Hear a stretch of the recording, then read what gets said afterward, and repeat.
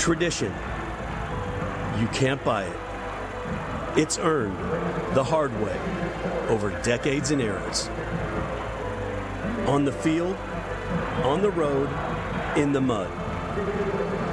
With guts and with grit, and firm belief that today could be our day.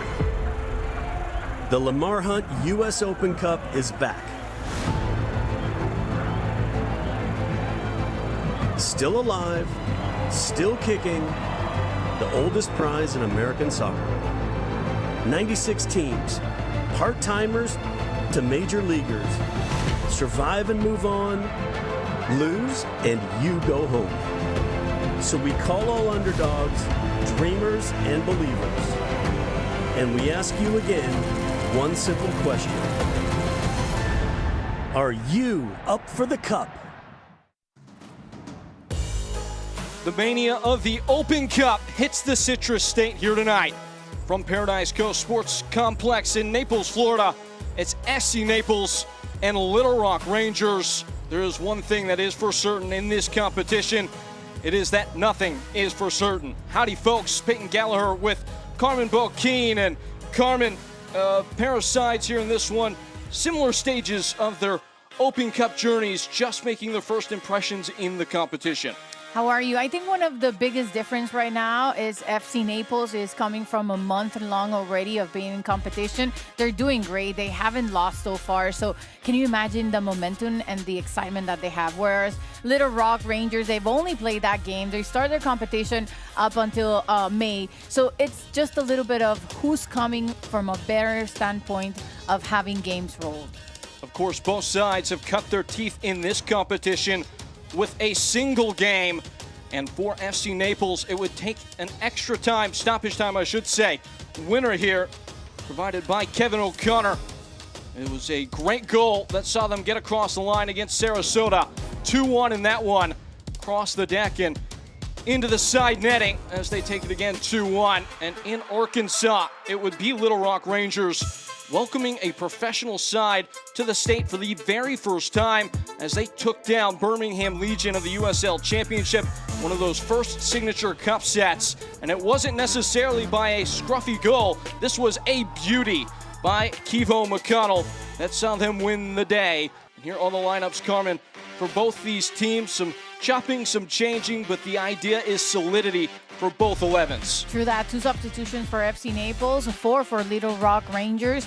At the end of the day, is going to be try to do the best that they can in the 90 minutes, see if they can make it up into the third round, and we'll see who ends up getting that big ticket to be able to keep playing in U.S. Open Cup.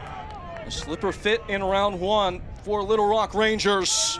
Are they able to keep stepping here today against SC Naples? Unbeaten in their maiden campaign in all competitions. We are underway here. The U.S. Open Cup, its second round stage in full swing here in Florida. Again, Carmen Boquin and Peyton Gallagher here on the call to take you through the 90 tonight.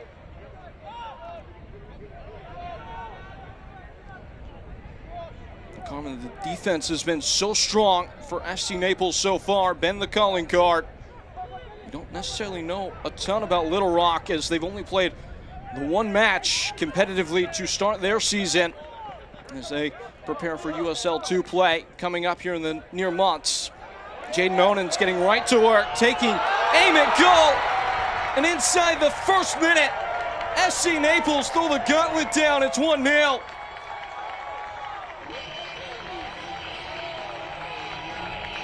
Smash and grab. Well, if you think about it, this has to be the perfect scenario for FC Naples. We were talking about how good they were doing throughout, and if you get a chance to score already your first one under a minute of play, not only for the people on the crowd, this could be that defining moment of seeing how big the team is going to be ready and prepare for what's coming ahead. This has to be not this good a scenario for Little Rock, and hopefully, you know, both teams will see how they start playing this match again. Jaden Onan, the one who grabs hold of the game.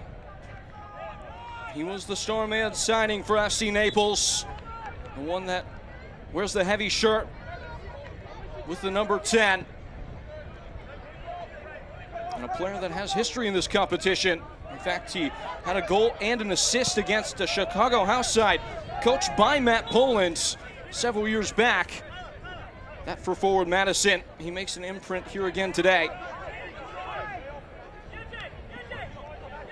You wonder how that affects the mentality of Little Rock. Quick whistle. It has to be both ways, you know, because at the end of the day, you don't have to change what you're doing. It was just a moment.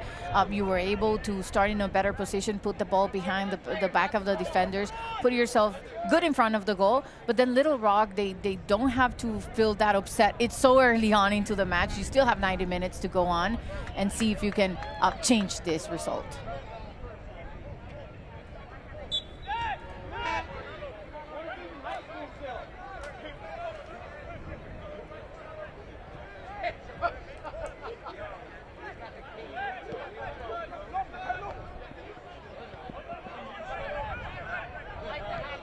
You have to wonder if that is maybe a bit of history. Can't have been many goals that were scored quicker than that in the history of this storied competition. Jay Noonan able to break through about 40 seconds in.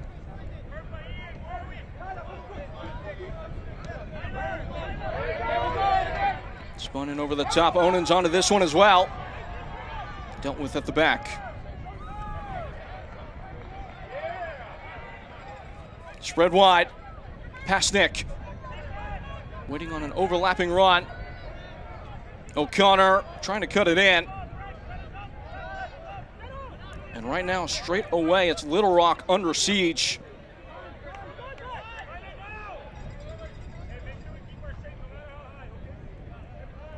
Somewhat wisely let out for a goal kick, a chance for the Rangers to catch their breath.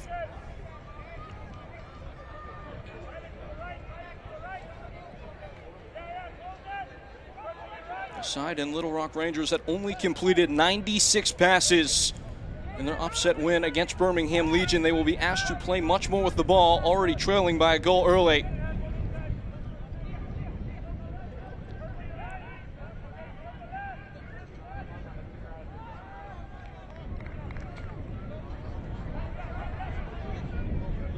And for Delgado, he clears his lines.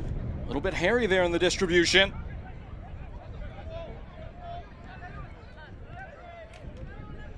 And this is something Little Rock will like to do. They like to press high, force the long ball, and pick it up. Just at the edge of the attacking half, served in and a little bit overcooked.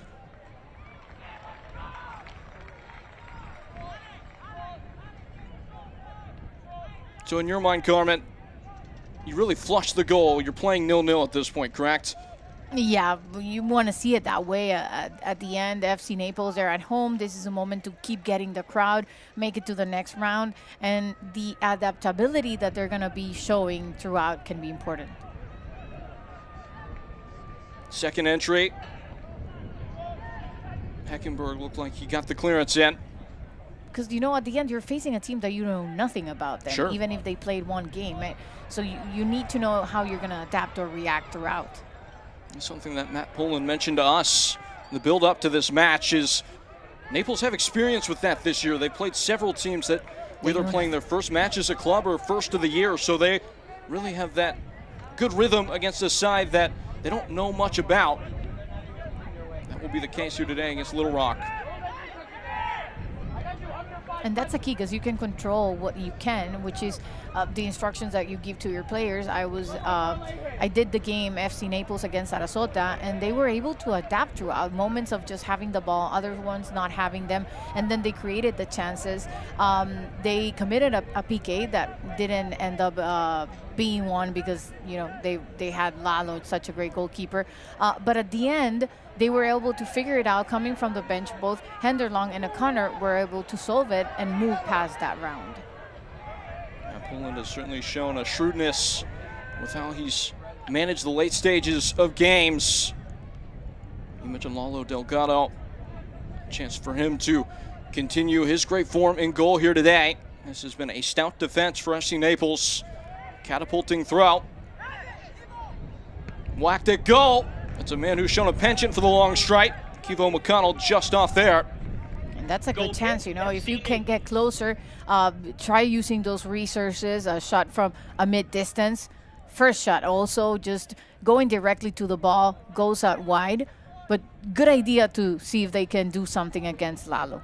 Almost a carbon copy of the goal that got them the results against Birmingham there. True that.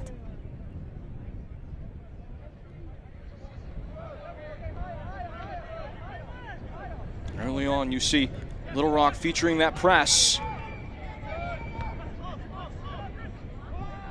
And it pays dividends. Quickly forward. Carrasco pushing wide. And it's pinched back by FC Naples.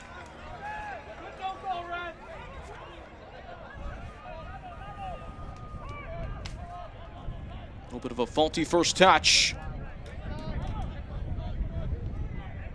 Now Naples begin to knock it about. Heckenberg. Pasnick latching on.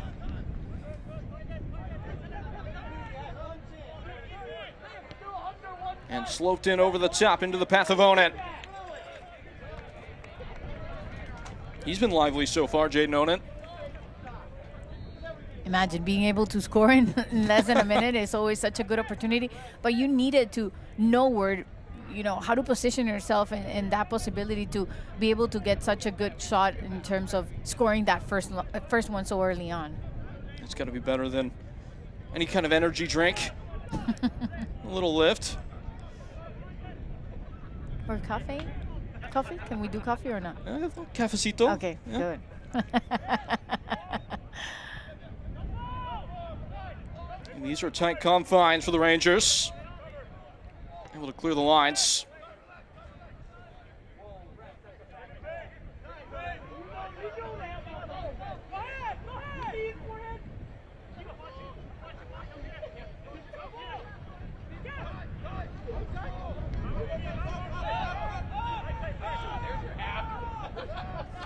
Breck Evans.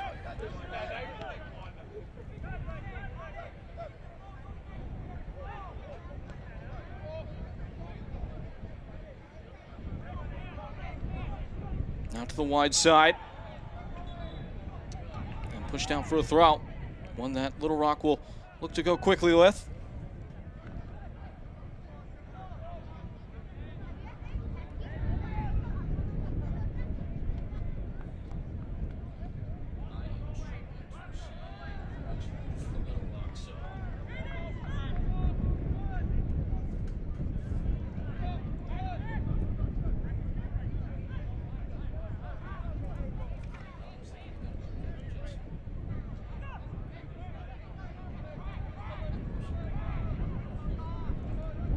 Breaking lines, FC Naples.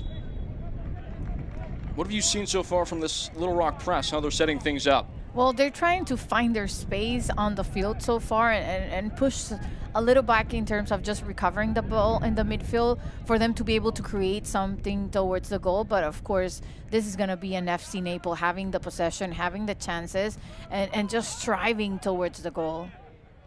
Onan and Pasnick linking up. Ducked away for a throw. Just kind of rounding out that point, as little as the number was in terms of total accurate passes, just south of 100 there in their previous game against Birmingham. It should also be said that 63 of them were in the attacking half, which maybe speaks to the kind of areas of the field that Little Rock are trying to get onto the ball in. Yeah, and in terms of shot, for example, in that last match, it was 14 and 3 on target for FC Naples. They scored 2. One was blocked by the goalkeeper, whereas for... Showing that a bit of interest was Jaden Onan, who already had the one. This time he flies it over the goal. Continue your thought. Well done by Onan, because if it's going to be taking the risk of doing stuff like this, it's going to be interesting to see how they get to combine. It was lucky here. What a great first shot. Goes directly, just misses by a little bit, but that's the creativity that you want to see, you know, not only like getting in front of the goal, but seeing what you can do in terms of exploiting all the opportunities of spaces that you get. Push down a play for a throw.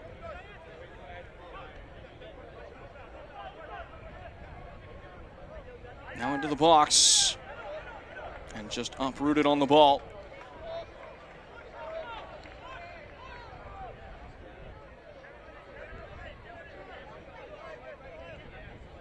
Little Rock coordinate their pressing efforts.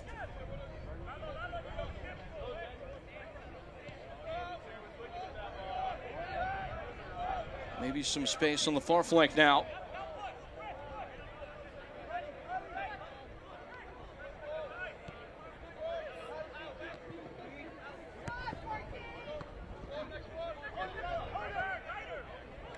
This falls kindly. This could be trouble.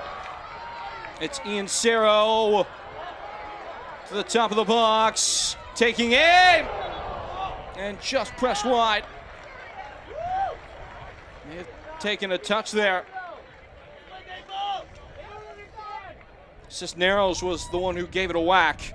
I think the best thing of the whole play was the pressure of how they did to recover the ball, and then here, just a great chance and knowing exactly where you can find another of your teammates, and Cisneros coming from the back, taking that chance and just going on goal. A great opportunity also that leads to a corner. Not often in the live field of play where you get to take a touch in zone 14 and line one up like that. Cisneros gave that a ride. Naples a chance to expand the lead with a dead ball.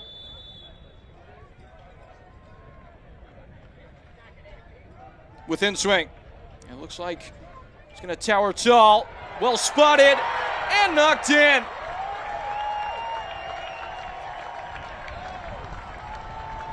The lead doubles inside the first quarter hour, and Naples make it 2-0.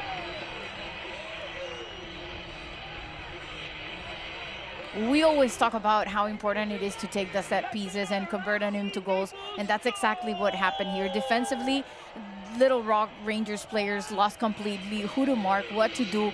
They were more like anywhere, but not somewhere. And then came a player who was just more than ready to rise at the moment and score that second goal. 15 minutes and you're ready 2-0.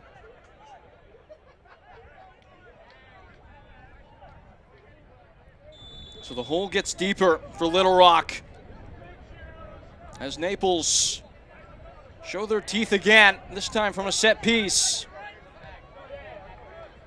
And they're looking for more.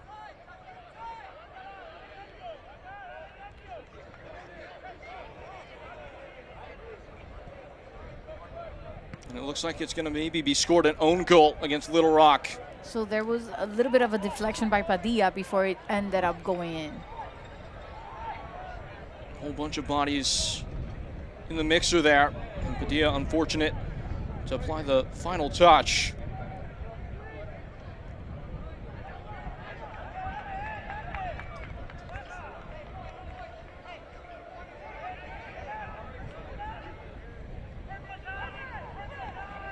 And gobbled up in mid-park, Jaden Onen.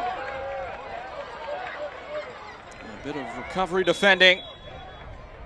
Foul is awarded. Center official today is Edson Carvajal. He's the one who makes the decision there.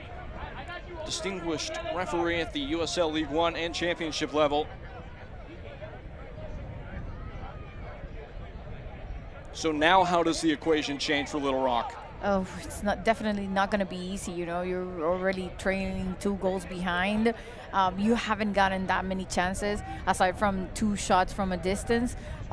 It takes just a little while to adjust and adapt in terms of fighting a team that has been playing already for a month. So it's just part of the game. We'll see how they mentality ends up changing and if they get any good opportunity from now on. That is the beauty of this game, though, the virtue. The fact that, yeah, lowest scoring game on earth and one bounce of the ball can carry so much weight. Spun into the corner.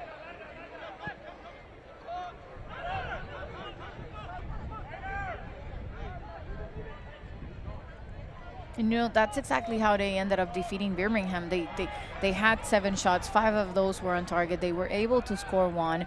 4 didn't, but that one did. So, getting 2 chances, they could level this up. Naples threading along. And smashed away by Ty Reynolds. Sticking with it, though, the home side.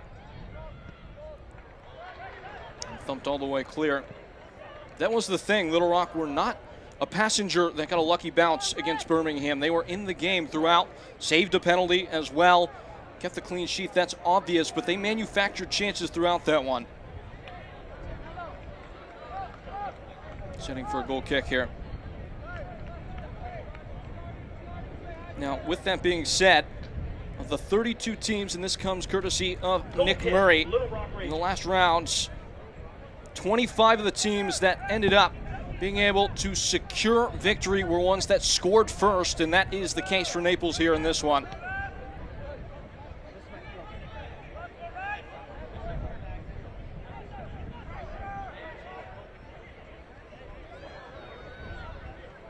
This could be a bit of trouble, and a well-welcomed whistle there.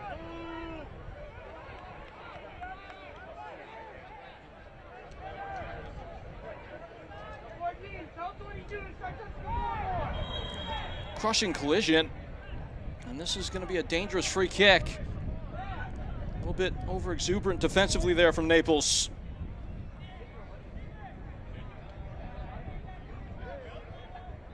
Gustavo Fernandez, the one who was hard charging.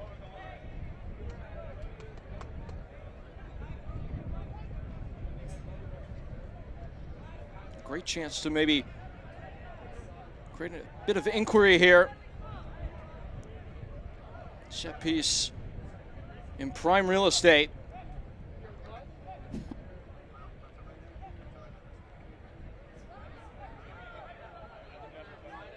And it looks like, after all, they will credit Breck Evans with the tally of the second goal, as this one is swished into the area, stabbed away. Second effort is carried tall. Goal kick. FC Naples. So Jaden Onan gets the first, Breck Evans gets the second. If you're just now joining us, Onan scored 40 seconds into the game after winning the ball high and driving in, doing it all by himself. Evans, towering header from a set piece, a corner kick. And it's Naples at the wheel. Here is Breck Evans, trying his hand with a long ball in behind, and up to it's the goalkeeper. In today's case, it's Henry Hampshot that gets the nod. Thomas Robleski was so good in the Birmingham match, but he is relieved of his spot here today. Bit of a careless giveaway. Onan attaching himself. O'Connor. And snapped back. Ventura venturing forward. And McConnell.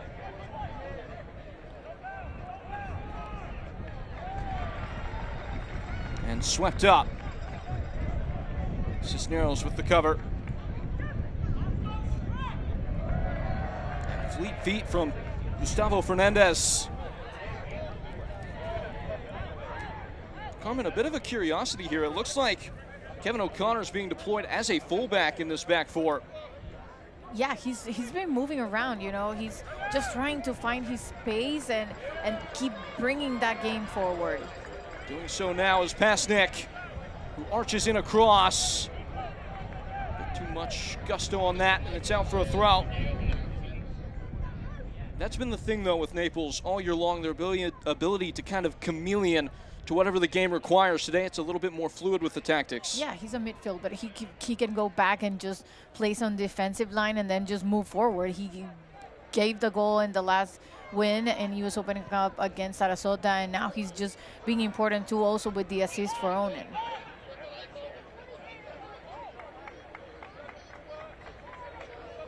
It's a Naples side that have maybe been their most comfortable playing against the ball this year, but have shown the ability to put a foot on it, control games with possession as well. And this game hasn't ended, but it's easier said than done. Imagine going 6 games without losing for a new team. That's fantastic. That tells you a lot of how they're being built and how, as a group, they're being playing, and how along they get in terms of how they put the roster together, finding a space for every single one that's capable of just seeding the other one. And just to put a bow on that thought and maybe put it in context a bit. Now, this doesn't factor for Open Cup play, But in the history of USL League One, only 2 teams have started off with a better unbeaten streak to start the year. Currently, for Naples, as they sit at their current mark, North Texas, who went on to win the league that year, at 7, and Omaha, Union Omaha, the only side in the division to ever lift the trophy twice. They went 8 games unbeaten to start their maiden voyage. Naples in pursuit of that mark as well this year. Tilted in over the top and out for a goal kick. And in addition to all that, a cup run wouldn't hurt as well. Goal kick, FC Naples.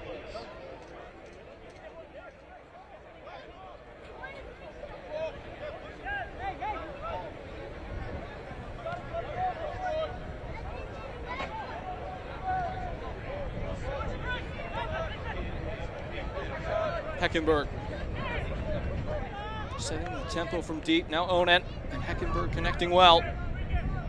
And it looks like that press is concentrated to the wide areas so far. Yeah, they're trying to find their way from one flank or the other, but it's not easy when you're, in this weather, 81 degrees Celsius, Fahrenheit. That would be hot. Yeah, sorry, Fahrenheit. That they would be burning. Yeah, that would be tough. Sorry, I don't know why I brought in the Celsius. So it's 81 Fahrenheit, and you're running behind the ball. You're already losing 2-0. It takes a toll, and they're still trying to figure it if they can get a good chance of grabbing the ball and do something in terms for Little Rock Rangers. But how comfortable FC Naples feels with the ball, or just losing it for a little while and then just putting enough pressure in the midfield to recover it again. Absolutely. Now they're on the hunt, chasing it all the way back. A little bit awkwardly delivered to Hampshaw.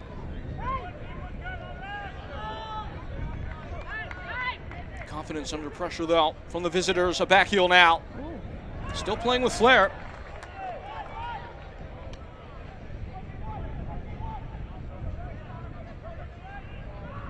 That's sweet stuff on the far flank. Slicing in across at the back post, not it on. Bit biteless. Ventura was lurking there, unable to seize the moment.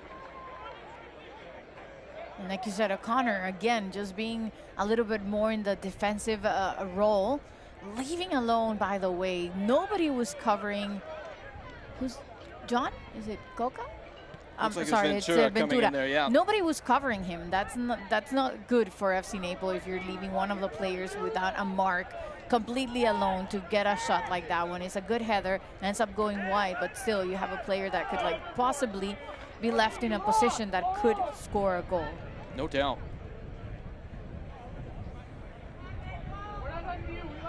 Perpa on the spin.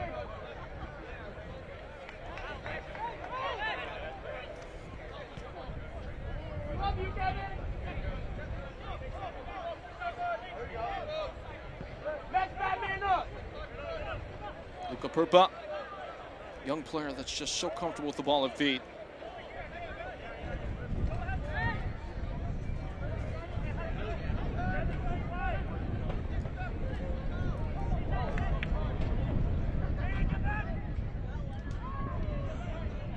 Knocked around just ahead of the defensive third of Little Rock Rangers. Perpa slicing away, a pirouette from him. Just took a heavy touch.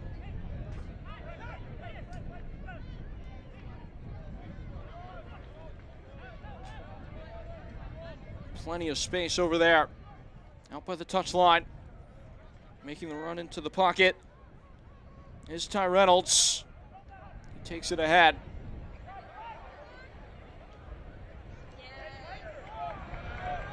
And it's sniffed down as he's trying to switch field. Own it.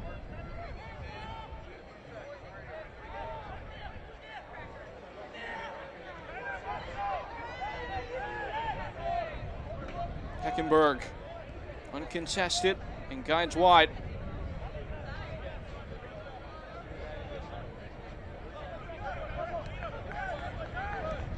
Well-placed pass into Perpa. Not messing about there. Gonzalo Carrasco with a swift kick.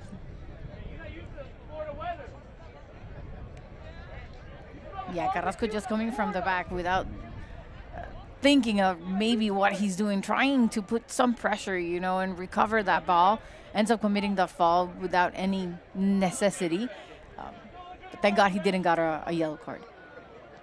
There's something to be said about knowing when to step in and maybe just break up the rhythm of an opponent a little bit, yeah. Put your body, but don't introduce your feet or hands in a way that you can commit a foul. I think one of the worst times of playing a game is when you're trailing behind the ball, because desperation sets in so fast. It's almost like a snake squeezing the life out of an opponent.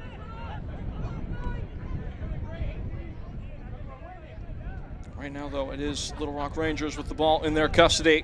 Carrasco, the one driving the attack from deep.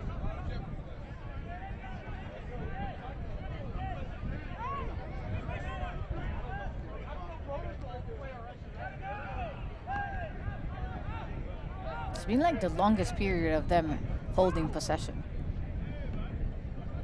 Now trying to make use of it. Nodded into a dangerous area. Was just ahead of Ethan Blake, but able to scramble up and deal is Lalo Delgado. Yeah, and good cover there by Gustavo Fernandez, just being enough for him, just putting his body between the possibility that was there for, you know, the offensive player from Little Rock to do something and disallowing him. It was a good way of defending.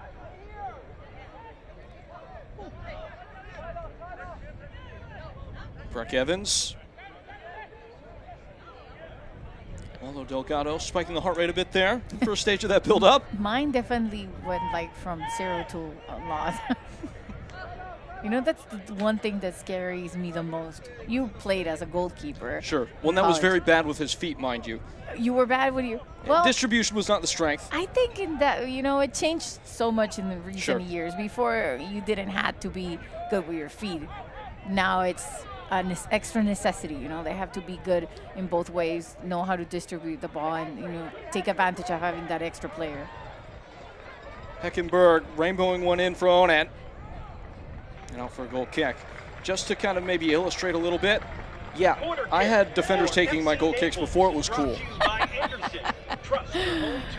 But, you know, how many goals have we seen of the goalkeeper losing sight of where an opponent is trying to touch the ball with, you know, one of their defenders and just stealing it away and scoring a goal? We've seen that so many times that it just gets me so nervous when something similar may happen. There's a risk reward to it.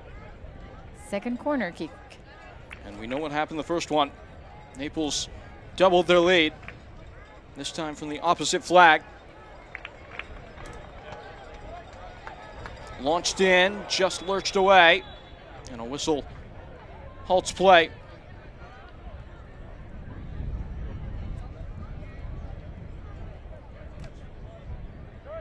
So Breck Evans got the goal the last time.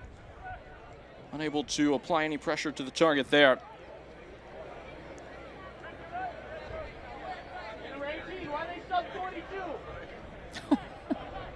Long touch and a toppling.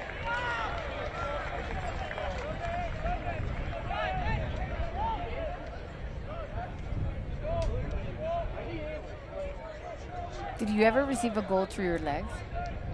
I am blessed to say that never happened to me, no. Okay. It has to be the hardest for a goalkeeper. There's certainly a mental component that is a little bit different than maybe any of the other outfield 10. And that's one of the best reactions that, you know, whenever I'm seeing a goalkeeper, I praise if they're able to close their feet as fast as possible to just use it to disallow a goal. Trying to apply some pressure here. And slicing high and handsome. No fear of letting a ball go between the legs there. That was well struck. Well done by Cerro. If he keeps trying chances like this one, it's such a good distance. What a great left shot he had. Just wide by nothing. Could have been such a great goal. He's getting closer, it feels like, with each strike. That one maybe taking a little bit of the paint of the crossbar with it.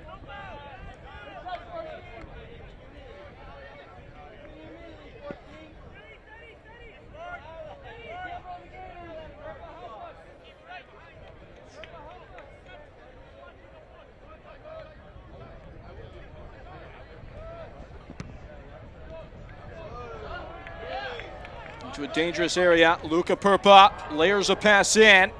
And alive to the danger was the goalkeeper.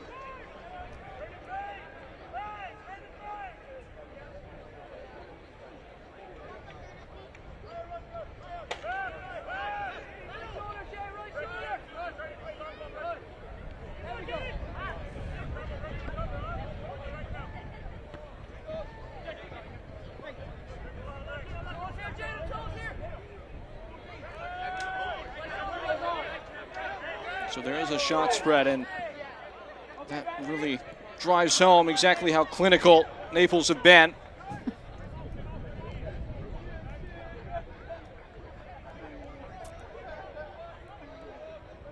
It should be noted that Little Rock has yet to put one on target today.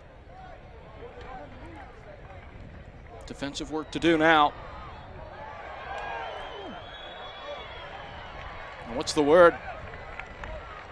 Looks like a free kick's been given just outside the box. And this is one thing both teams have to be, more careful, because they both conceded penalties.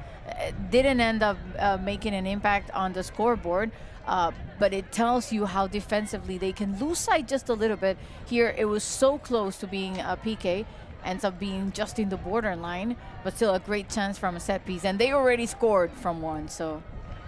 Little Rock getting the save from Robleski against Birmingham to keep it 0-0 in that one. Lalo Delgado denying one as well. He's had a great record against penalties throughout his career, notably in the last knockout competition Lalo played in. Made the defining save in the Jaeger Cup final last year. Maybe a chance to go for goal here. Over the ball is Heckenberg.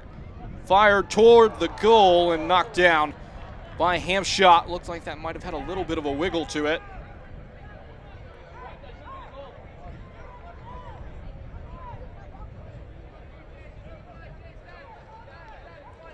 Here's Beltran. How important might it be for the visitors, Little Rock, to get a goal in these next 10 minutes and give themselves something to smile about heading into the dressing room? That's a well-tuned bit of passing. And stepped away by O'Connor.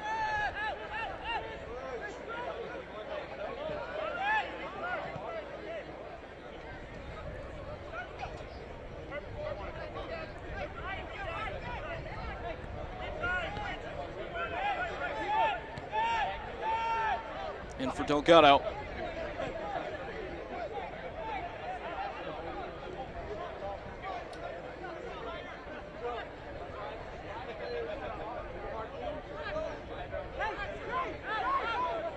Some strolling room for Evans. Now Onen. Now he's dropped in and tucked in on this near-hand side.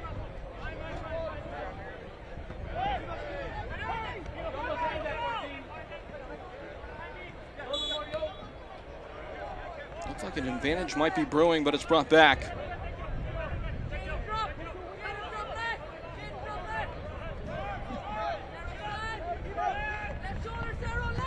McConnell. That's some good skill. Blake pushing wide.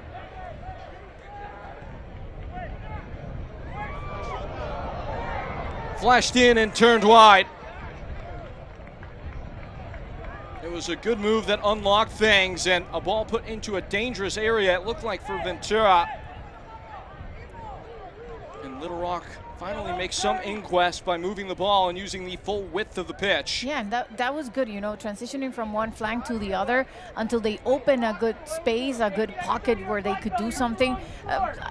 Weird touch there, a player down, but tells you that they can still find a way of moving the other players, the FC Naples players, towards one side so they can create something on the other.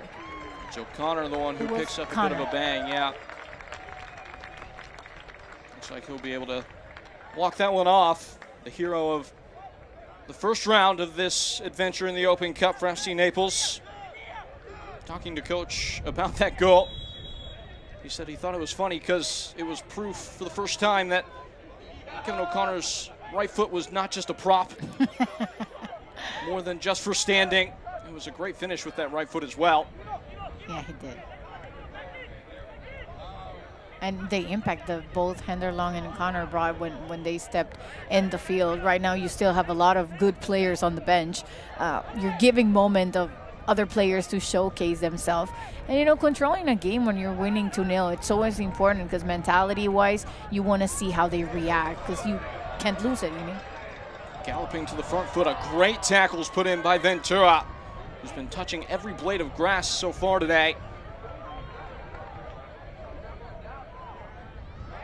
There's the possessional split. Naples, about 60% of it, and a lot of it coming in the attacking half.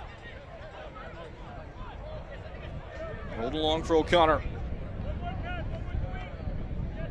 Onan, the first goal scorer. A lassoing touch. Perpa poking the holes in Heckenberg. And clawed away and gained right back. Heckenberg thought about it. Now gives it a go. It's a bit of a grass cutter and easily dealt with by Hampshaw.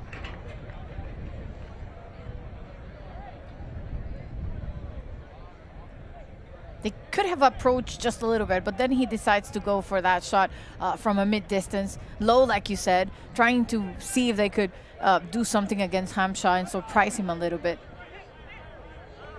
Player that's more of that breadwinner in midfield, doesn't usually find himself that far upstream.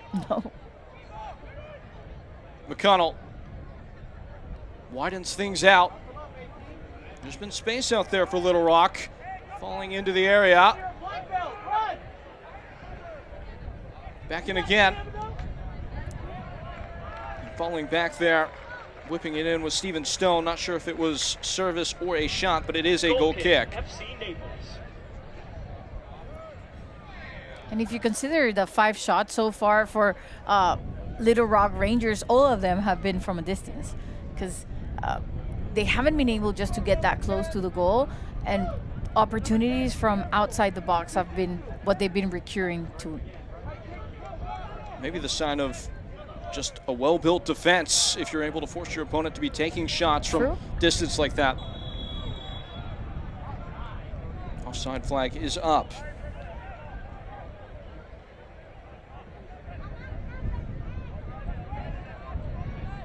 Fritz Barbus and Eric Lazama Pavon are the ones running the lines. McJury Clairvaux is the 4th official. 5 minutes until Clairvaux gets a chance to put the board up.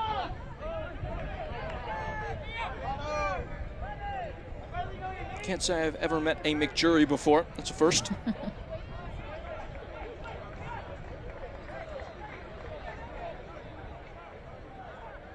On the twist, in for Perpa. Rolls by everybody.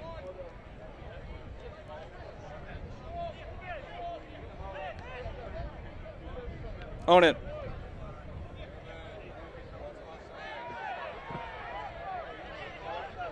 Ripped away by Krasko. And on to the break. With some tempo here, Little Rock Rangers. Swashbuckling forward. Keevan McConnell is trucked down and wins a foul. And we were talking about just finding that one opportunity, good one here in creating the counter. They still took just a little extra seconds where they could have just, you know, turn on the jets instead of trying to put themselves in, of course, the right position and not commit any offside. And then, of course, a fall here unnecessary that gives you another opportunity from a set piece. And like we said, they've been trying so much from a distance. Looks like they got Gustavo Fernandez.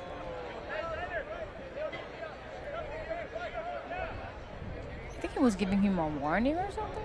Looks like he's been able to avoid the booking there. A player who has often had his name taken throughout his career. Would be ambitious to go for goal here, yeah? Yeah, but you could. You never know.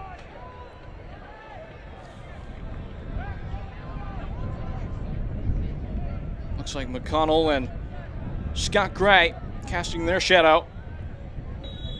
Delgado lying in wait. It belongs to McConnell. Kevo McConnell forces a save out of the goalkeeper. Wow, we couldn't go into the halftime without seeing such a great save by Delgado, and he took the chance and go to goal, and it's just a perfect one.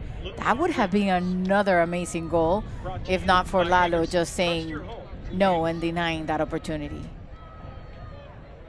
That's the kind of risk aversion that maybe you need if you're Little Rock to try and make a bit of magic happen here tonight. Come back from the 2 goals they've already accounted for in their deficit. Punched away by Delgado, who applies the knuckle and is quickly applied to the grounds.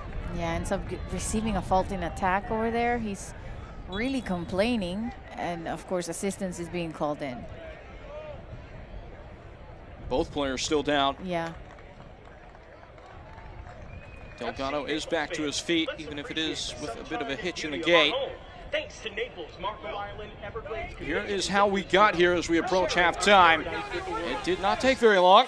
Setting sun and Jaden Onen was not wasting daylight. You know, once we see it again, sorry Onen, but what O'Connor did too was amazing. What a great ball in between the lines, just positioning himself to give him the opportunity for it. And then, of course, the goal that came in from the corner, Perpa taking that corner, and then Evans with the header. For a second, we thought it was an own goal, but now we can see it.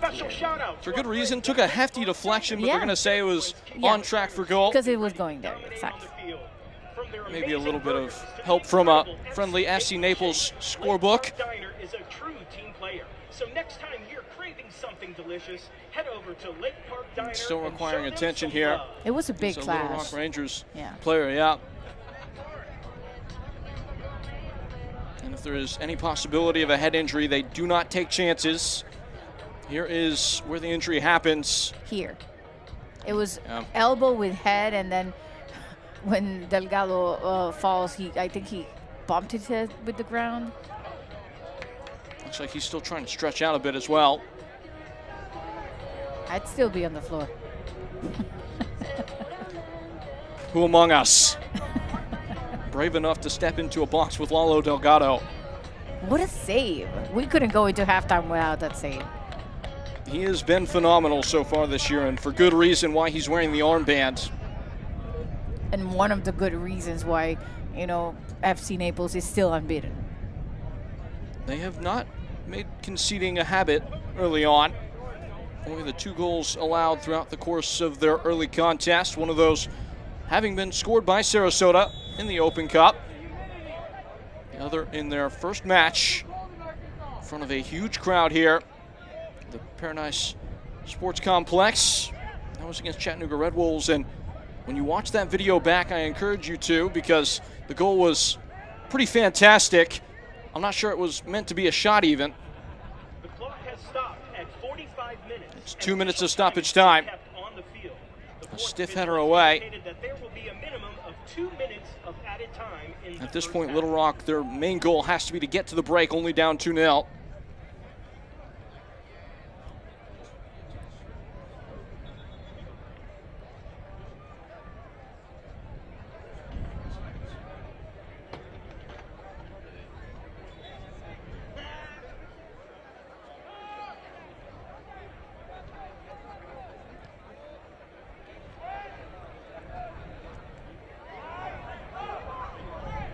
A joust for it. Taken back by Ian Serral. His side maybe with attacking ambition, trying to make use of this last minute of play. Past Nick. Hemmed in. And couldn't quite tiptoe away in the field of play.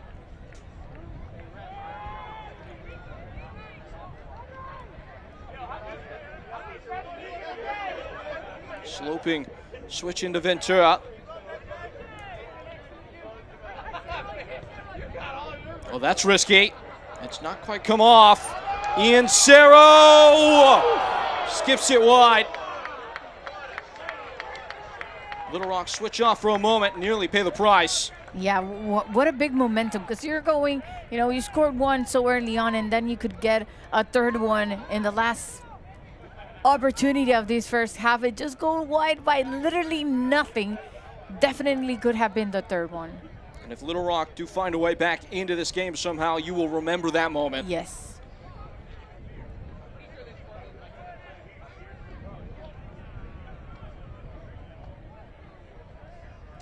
Whack toward the corner.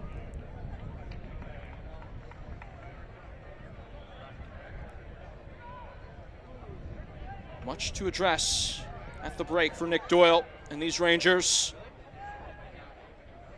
Header on, and Delgado will clutch.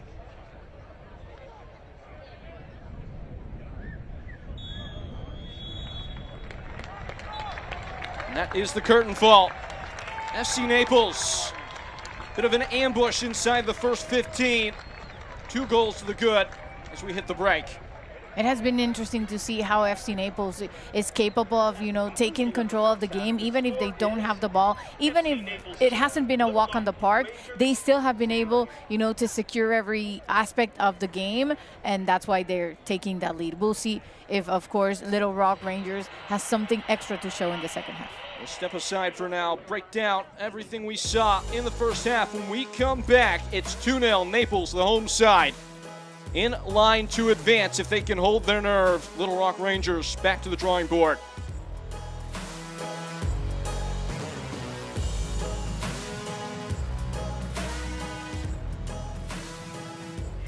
This weekend, we're updating what you can expect on Fox 4 News and fox4now.com. Every 39 seconds, a hacker strikes, and small businesses are their favorite target. At SafeBox Technology, we know your business isn't just a job, it's your passion, your livelihood, and your future. That's why we deliver advanced cybersecurity, managed IT services, and cloud solutions tailored to small and mid-sized businesses like yours. Don't let hackers hold your business hostage. Protect your data, your customers, and your reputation with SafeBox Technology. Visit safeboxtech.com today. SafeBox Technology, your trusted partner in protecting and growing your business.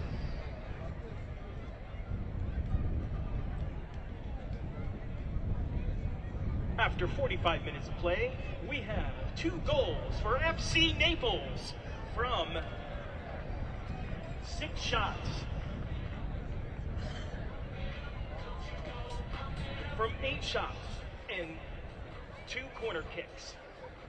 For Little Rock Rangers, we have 0 goals. From 6 shots and 1 corner kick.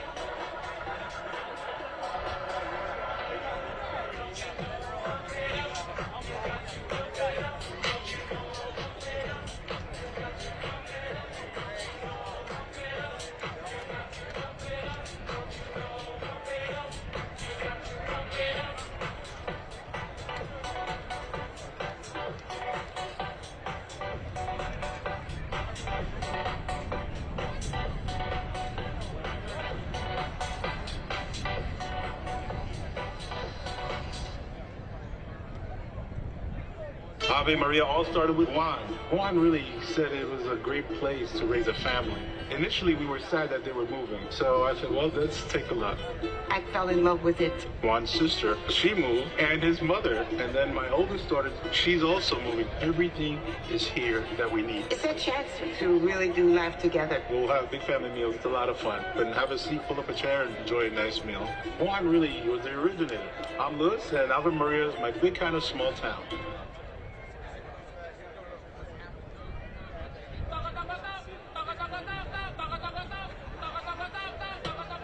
Does an injury have you benched? Explore orthopedic treatment options at orthopedia.com, powered by our founding partner, Arthrex.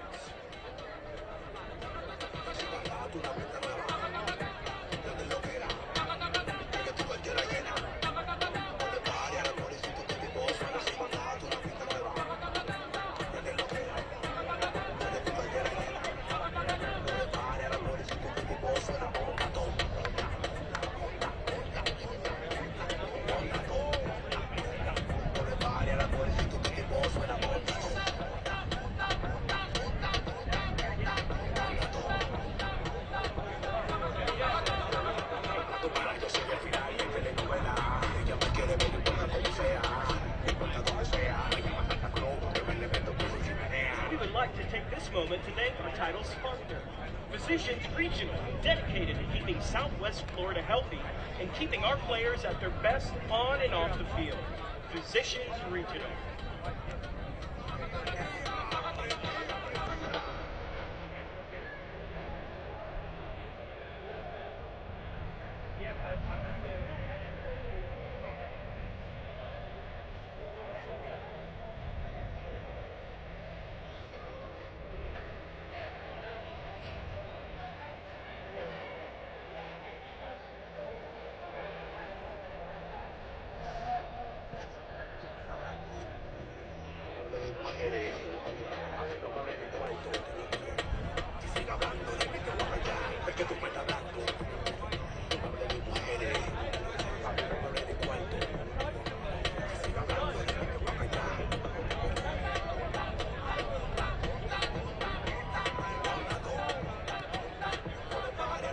Welcome once again to our friends from Collier County Public Schools.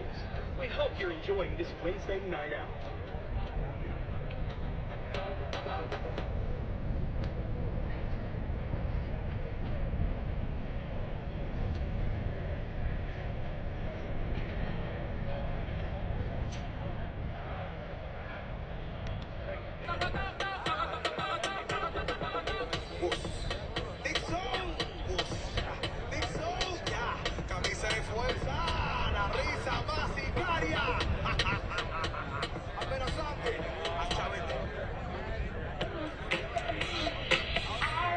More tables, more entertainment,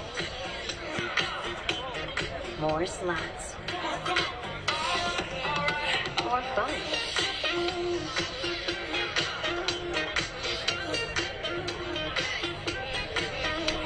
More than you expected.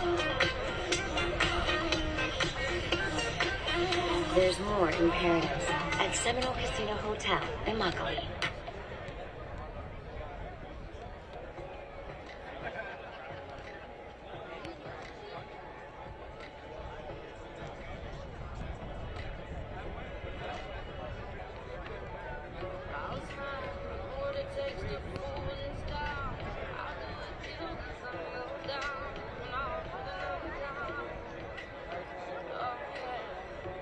FC Naples fans, let's celebrate our beautiful community and the homes we love.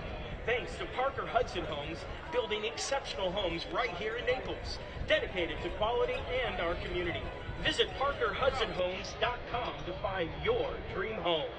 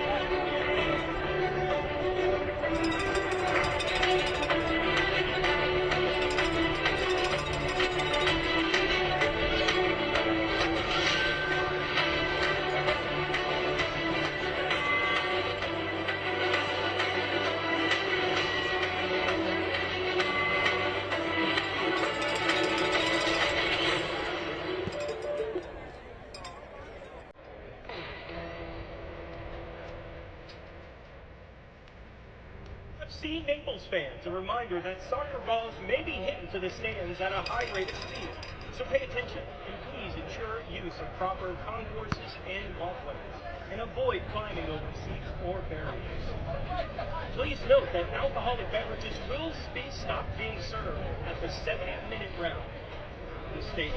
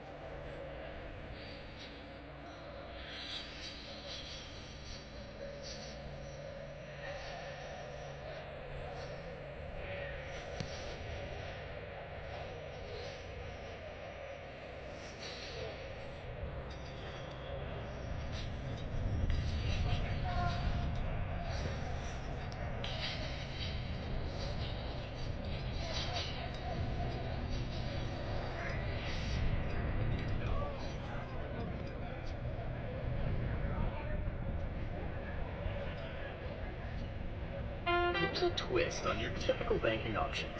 What if, instead of choosing between a big bank or a small bank, you had one bank that's the best of both? That's First Horizon. Big bank muscle with small bank hustle. Big bank convenience and small bank connection. When the best of big meets the best of small, you get it all. To help you on the road to your horizon. First Horizon Bank.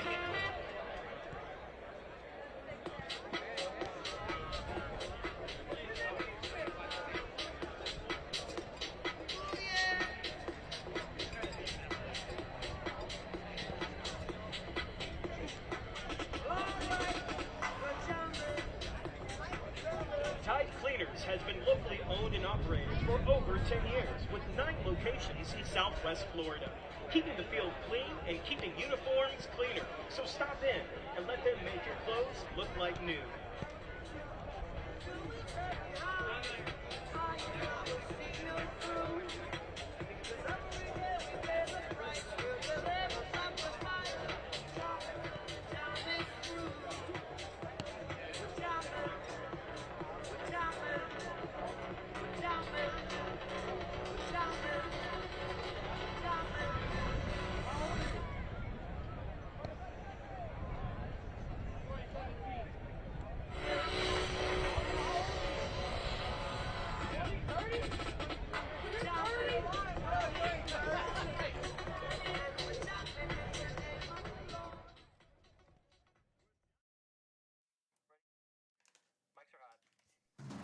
Back in the Sunshine State where it is all sunshine and rainbows for the home side. Naples 2 goals ahead of Little Rock Rangers. We'll show you exactly how this circumstance came to bear. The highlights from the first half as Naples did not mince words from the outset, going ahead inside the first minute of play by way of Jaden Onen, and it was a deft pass from O'Connor to open things up. Onen, a masterful finish as he just stroked it around the goalkeeper into side netting.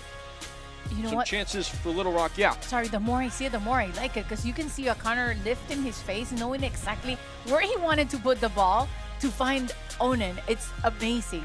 He's owner of half of that goal for sure.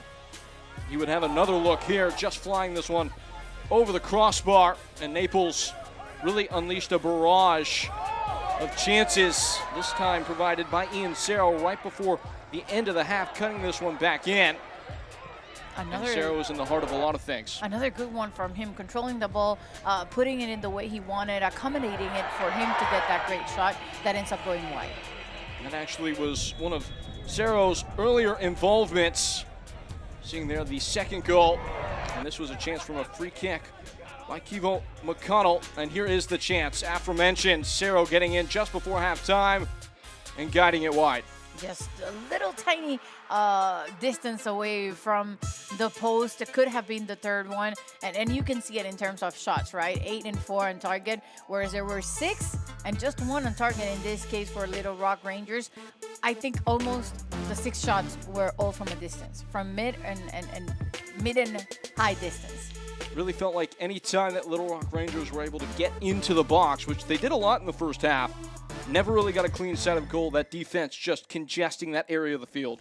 That's true. Defensively, FC Naples was able to position themselves in such a good chance. I think the only time that they didn't cover was the one that we mentioned, that the player number, I think it was 11, Coca, right?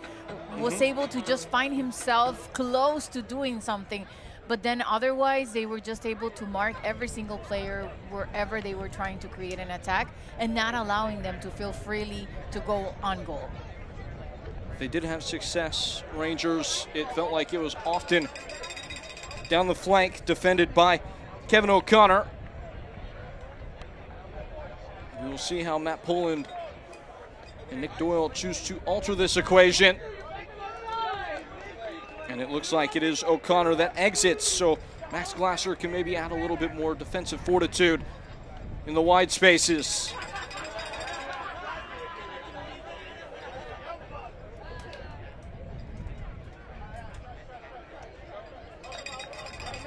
Matt Poland has been a master of that, figuring out what buttons to press to see games out so far. Large part why Naples are still unblemished early on in their inaugural campaign. And they are hard charging out of the gate.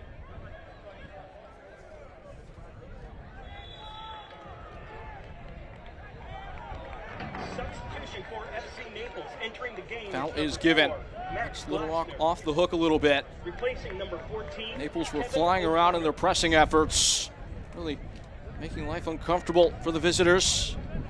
Jaden Onen, as we showed you out of the break, getting the first goal. Breck Evans compounding that lead, not more than 13 minutes on.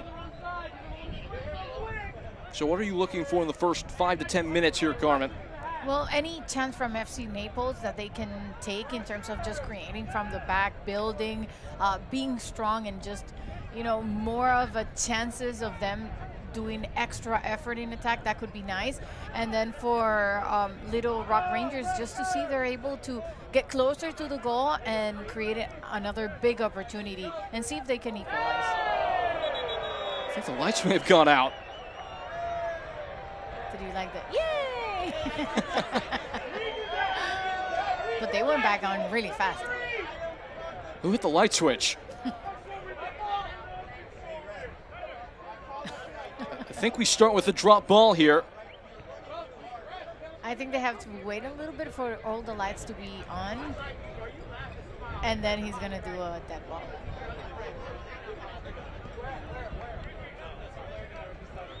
Luca Purpo looks equally confused. Everybody's confused there. And on we go. Maybe that's the light flipping on for Little Rock. But they went back on really fast.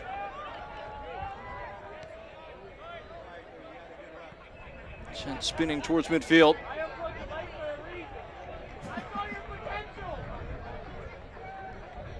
I gotta love it whenever we can hear the crowd. Mm-hmm. Maybe a little delayed April Fools. That was yesterday, right? I think so. They all blur together. I fell into trap in like social media like 3 times, like, oh really? And then I was like, oh no, Carmen, it's April Fools. Ignore everything you see.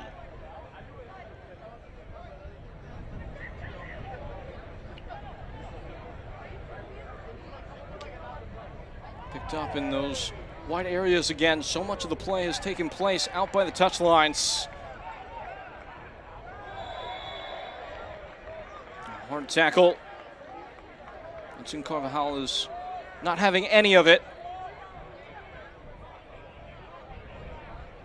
He's kept the cards in the pocket so far, but I imagine as we get closer to the expiration of the match, he'll be a little bit less shy, brandishing the colors. Been a well-officiated match so far, though. Felt like the Senators had firm control of everything that's gone on.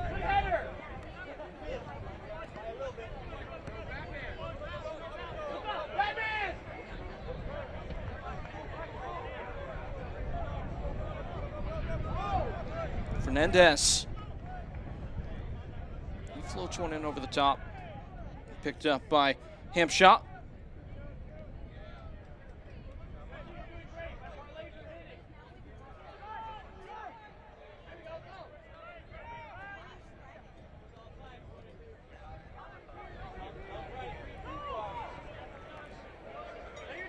This is well-connected play and build up from Little Rock.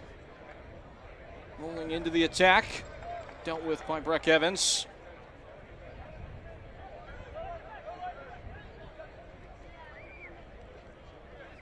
Hampshire. Hangs one high.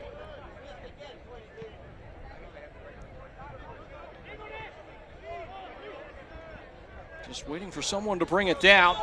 Pasnick finally does, and does so with the hands.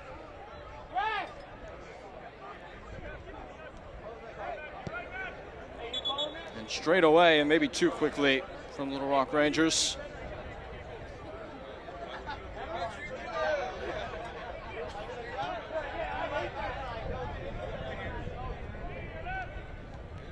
Beltran. Scraped away for a moment. And now Naples really grab hold.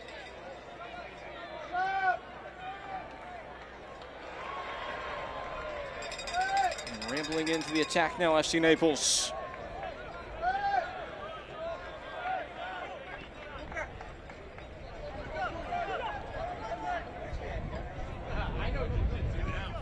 Glasser.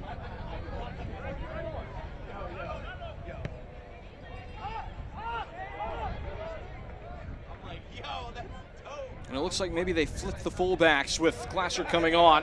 Yes, and he's more in control of deciding where the ball go, you know, like every ball is passing through him and he ends up putting the game forward.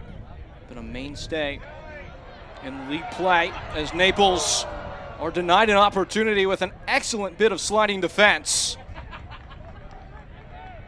It feels like Naples have come razor close multiple times to expanding this lead once more. The longer that Little Rock hang in and stay within a 2-goal margin, they say it's the most dangerous lead in soccer almost ad nauseum, but for a reason. It's the easiest to turn around. Trying to do something about that now, though, is Cerro. And it's saved away by Hampshire. How many goals have been denied to Sarah? He's just been trying to find a good chance, creating those opportunities here. Once again, coming now from the right flank, just seeing if he could put the ball towards the goal, but ends up again just going wide. Gotta love the timing of the run. Just waited for the defender to commit and attack that space. Yeah.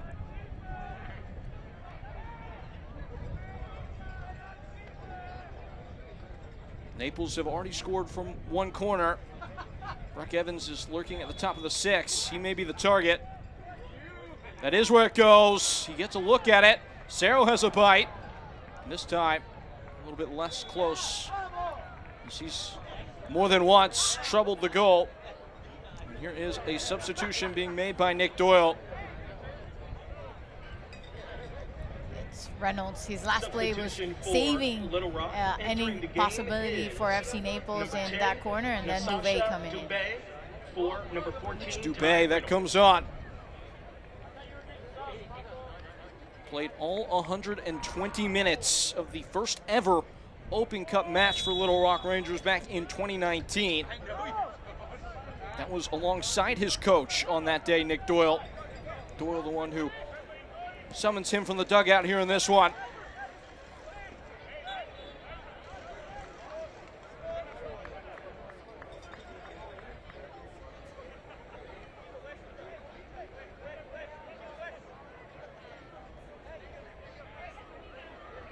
Being retrieved for a free kick.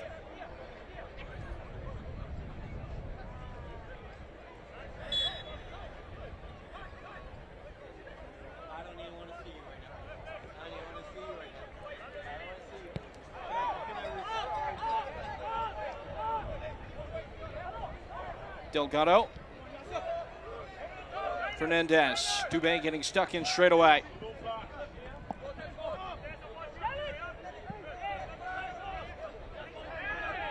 Dubé with a high header. Inside, unable to gain purchase. Driving in.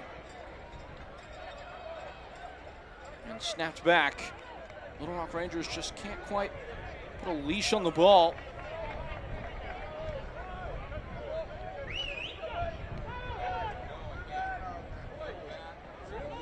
Rubenstein, he's been scarcely involved.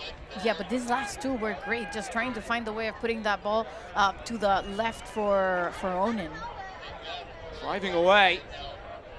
Carrasco, a slide draw pass, cut back, and headed off at the near post, and the flag was up anyway.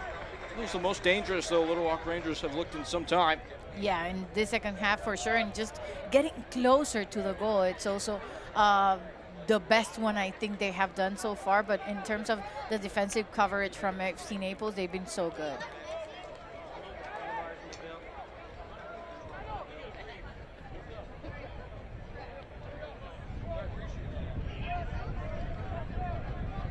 Breck Evans, he's hardly put a foot wrong today. He won't there, that's a perfectly placed pass. Just skids away though. Cerro trying to hawk it down.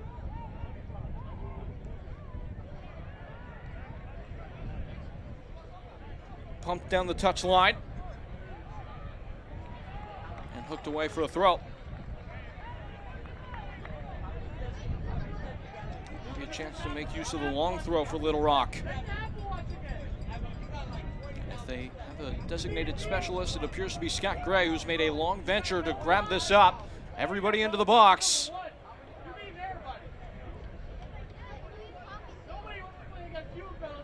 Scott Gray, the great trebuchet of Arkansas. Their bunch from Little Rock. It falls, hit toward goal, headed off the line. A second chance, snuffed out. Scott Gray. Cerro, he's undercut, no advantage was there to play. And that would be the first caution. Yeah, he had to show it. You know, there's nowhere around it. He was in perfect sideline of what happened, the little push, and then giving him the first yellow card of the night. And that's one of those where maybe that challenge is not a yellow in the 25th minute, but in the 55th, 56th, yeah, probably. Yeah. And that just tells you, you know, how hard it is to just be trailing behind the ball, trying to see if you get it. You end up losing your mind. That's normal. And that's what you have to control, you know, if you're not playing with the ball in your possession. Dubé tracking this one. No, that is certainly something to keep an eye on. Little Rock will have to keep their composure. Usually when playing with the lead, you think that it's the side that's defending the advantage that must be the most poised and composed, but in a lot of ways in this sport, it goes both ways. Dubé, he's been a live wire. Picks it back up off the center back. Summarily stepped away. And a crunching foul.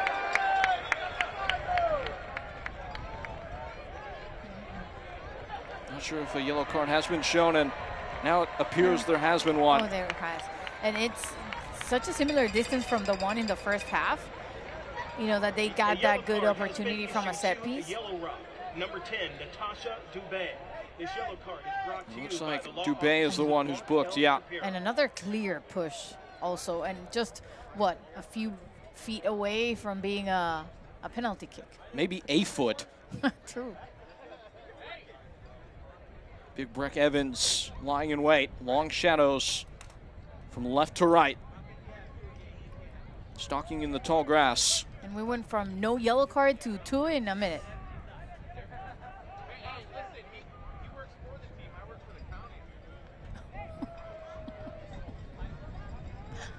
Setting for the free kick. Rangers must keep their nerve. Within swing. Met at the near post and over the tall of the goal. It's a corner kick coming. corner kick. FC Naples, brought to you by Anderson. Trust your home to Anderson. It just barely got over the wall. Big defensive involvement to knock it off course. Otherwise, that would have been an awkward height.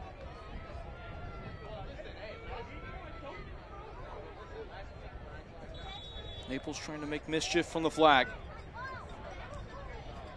It is toward Evans, but he applies a flick on here.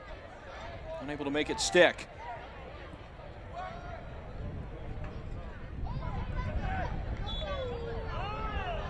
Foul is called.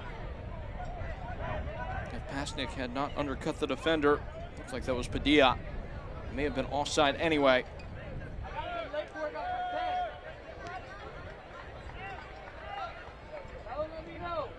Has anything changed in the state of play? Maybe more on that thought here in a second. It's Onan. And a great tackle to deny. Beltran able to shut the door quickly. I was going to ask you, though, before being rudely interrupted, whether or not you had noticed any kind of difference in the play so far in this half. You know, I think O'Connor was well in knowing what to do in the first half, but after Glasner started in the second half, he's been part of that player that receives the ball and then moves it a little bit through. Good chances so far for FC Naples. We'll see if they get their third one. Into the box, man went down. He's going to be shrugged off.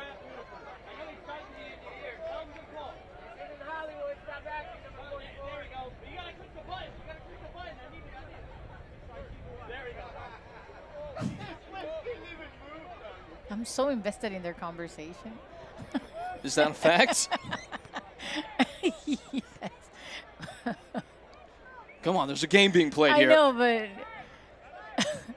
the supporters have been invested in their conversation. They have been a very vocal bunch. I know. From the outset.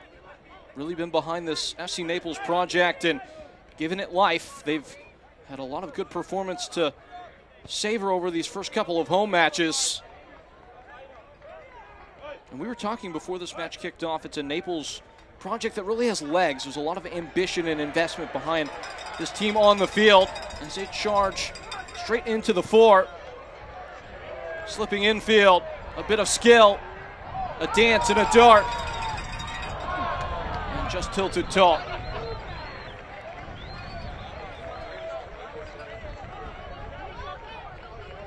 Definitely a lot of the danger being created from FC Naples has been in that right flank. They're finding their passageway through there, getting those little pockets where they create big chances.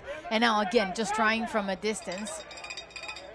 They also won their third one, you know, they're in front of their home crowd. We've been talking about how they're unbeaten, you know, in the league, and now doing it in the US Open Cup, and maybe, you know, 30 minutes away from making it through the third round. This is such a great moment for them. Chase down a play.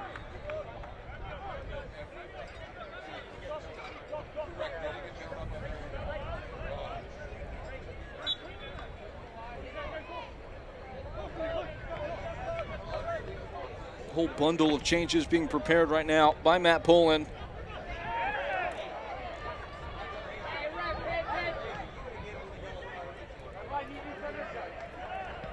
Set to be injected into the contest here in a moment. I know you put money on this game.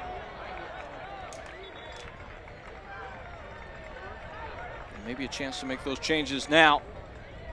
They made one sub. That was at halftime. Didn't technically count as a moment of substitution against the 3 total given. But if all 4 of these changes are set to be made, it really won't matter much. It would be the 5 substitution cap as harsh collision there. I think Onan never saw the man trying to receive the ball. That was John Coca.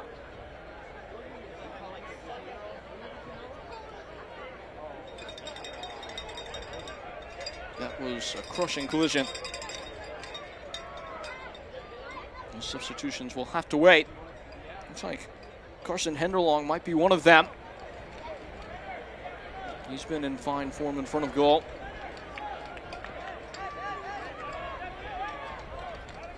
And you know, he already has 3 goals, so the possibility for him to keep adding goals and gaining that respect in front of the supporters Knock on header still there in the box. Slashed away. Skyscraping into the area, and Delgado's up for this one. Henderlong, of course, scored. Match for Sarasota. 3 league goals for him. In addition to that one in the cup. Those 4 goals coming all in the last 4 games. Yeah, you're right. I said 3. I'm taking 1 goal out of Henderlong. I'm so Don't sorry. shortchange him. It's 4. Basically been all of them. He has been a one-man band leading the attack for FC Naples this year. Yeah, the other goal scorers have been Ferring, who's going to sub in just a little bit, and then the other one was O'Connor that just left the game and gave that assist for the first one of the night. How big it might be for Naples going forward into the league. They've got an away date at Texoma coming up on Saturday, April 5th. If Jaden Onen, their number 10, the one who is tabbed with a lot of the creative responsibility, might find some confidence from the performance he had here tonight if his day is to be done. That has to be amazing. Imagine you're going to your 5th game of the league, already unbeaten, making it to the 3rd round of the U.S. Open Cup. It has to be great. So the substitutions are Heckenberg for Torrellas, Evans for Zulia, Cerro for Ferrin, and Onen for Henderlong. I've got to say, that's excellent accounting. You see? That was quick, right? You do your own taxes? Number 8. No. Number 10, Jaden Oden. And number So that's day done for Onen, who got us going inside the first minute. Henderlong is the one who replaces him. That will shuffle the deck. All 5 substitutions made for FC Naples.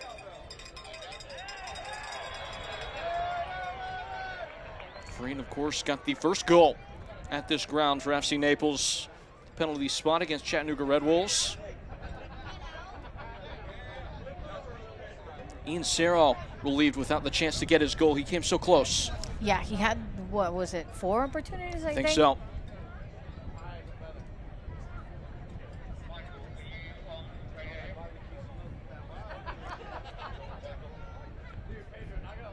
Free kick coming here.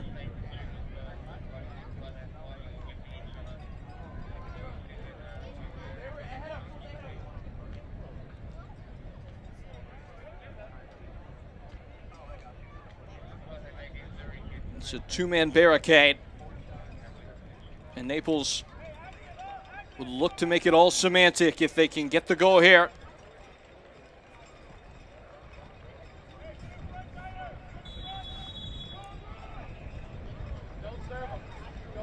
Ball in.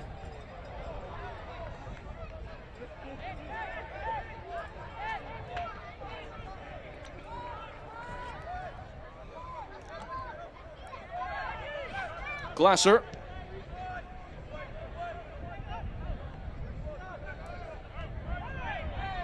That's a harsh collision, yeah.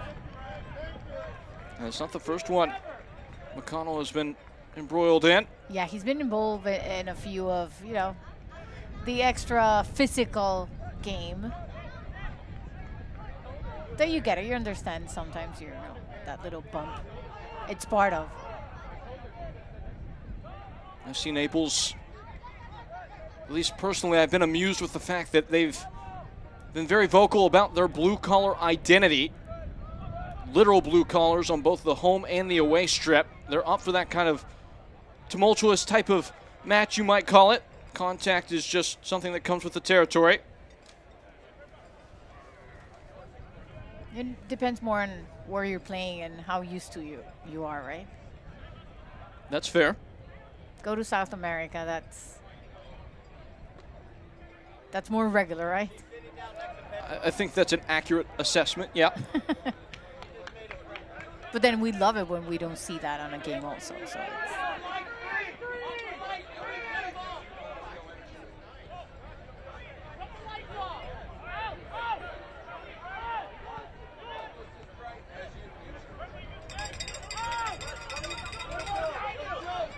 Padilla able to attach himself to it. Looks like that was Ethan Blake And now another ball in, backing up Delgado. Hit the roof of the net, just on the wrong side. Goal kick, FC Naples. The big effort there by Blake to recover that ball. Great ball into space, by the way. And then the idea, I guess, it was to just see if you can find another shot here coming from Gray. Just way too wide. You have number 10 over there. That was Dubé, who was really close and could have possibly been able to get a header. This one with a bit too much carriage out for a throw. It feels like every time Rangers have had that progress up the field, they've just been unable to link that box entry, able to get into an actually dangerous space. But I guess now they're seeing the scoreboard. You know, you're losing 2 goals. You're 20 minutes away from the end. You have nothing to lose, and they've been getting more possession and just chances of crossing the midfield and putting themselves in that attacking third. To sum it up, maybe the word is urgency. Looks like substitution is coming. Entering, replacing number Ryan Russell with number 5, Gonzalo Carrasco. Carrasco's the one that makes way.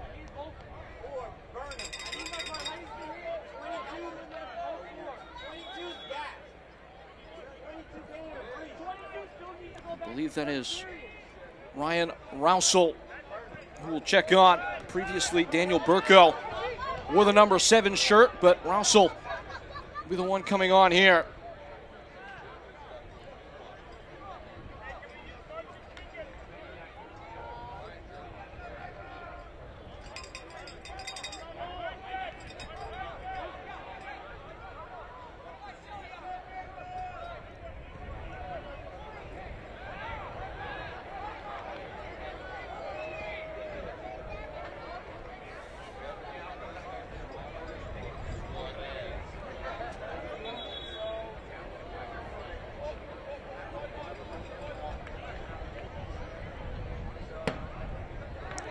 Rangers already with so much to be proud of, beating Birmingham Legion, a massive upset.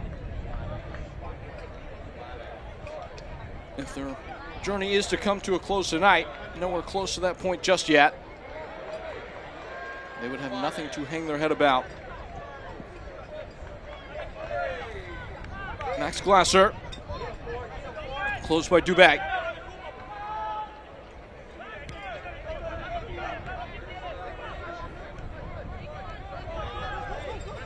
Pasnik, a feathery first touch, served in at the back post, and carrying away from Henderlong. It's another shove in the back. This time the card will stay in the pocket, but it will be a free kick. Plenty of aerial targets to invigorate.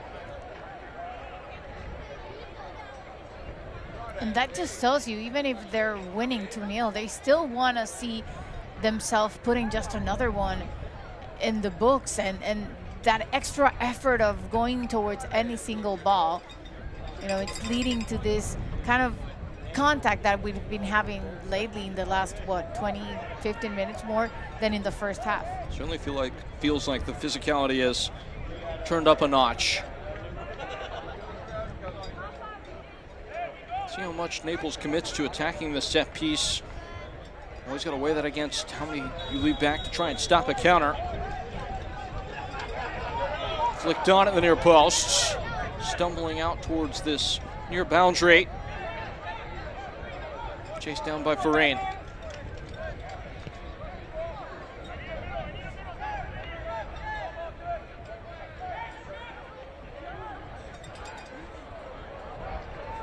Prodded forward and knocked out of play.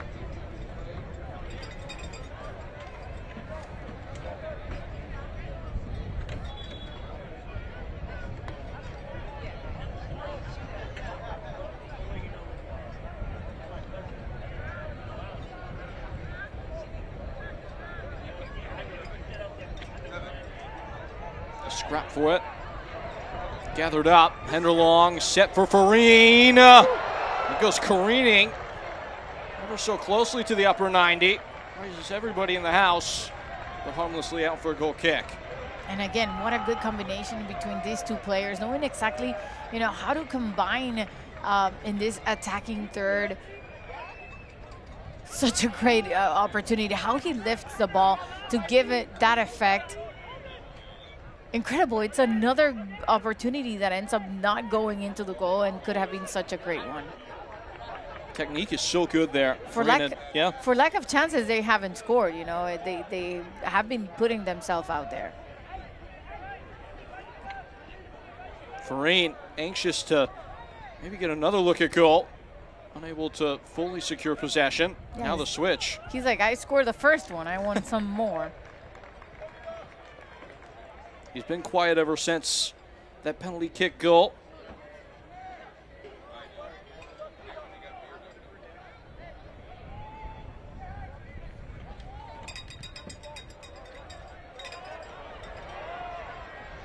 Lurching ahead.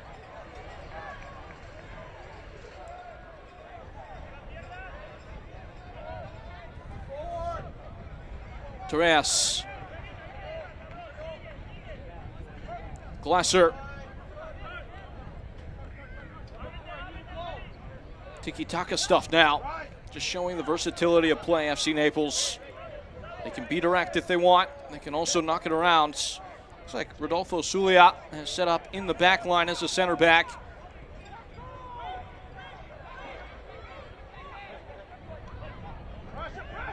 Onto a Tenderlong.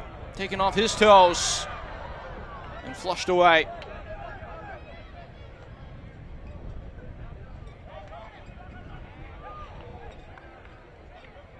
Just finishing out that melt. It appears Gustavo Fernandez has maneuvered out to the left side of that defense. Was previously in the right with his partnership with Breck Evans. Everybody maybe going into a bit of bubble wrap. Of course, I say that, and Carson Henderlong was the one subbed on. And it's understandable, you know, the substitution. They're coming from 6 matches already. This is the 7th, and they still have another one on the weekend. So you need to start managing the best way possible all your players to. It's a great ball wide. Rushing in, Calvary coming, shots away! And there is the goal. Andres Farine lights the flashbulbs and makes it 3-0.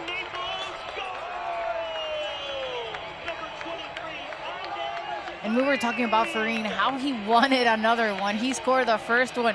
Gotta give it also for that good opportunity of him receiving that ball from Pasnik, and then just the effort from him. The goalkeeper, I'm shocked. He didn't even see that ball. He couldn't do much more.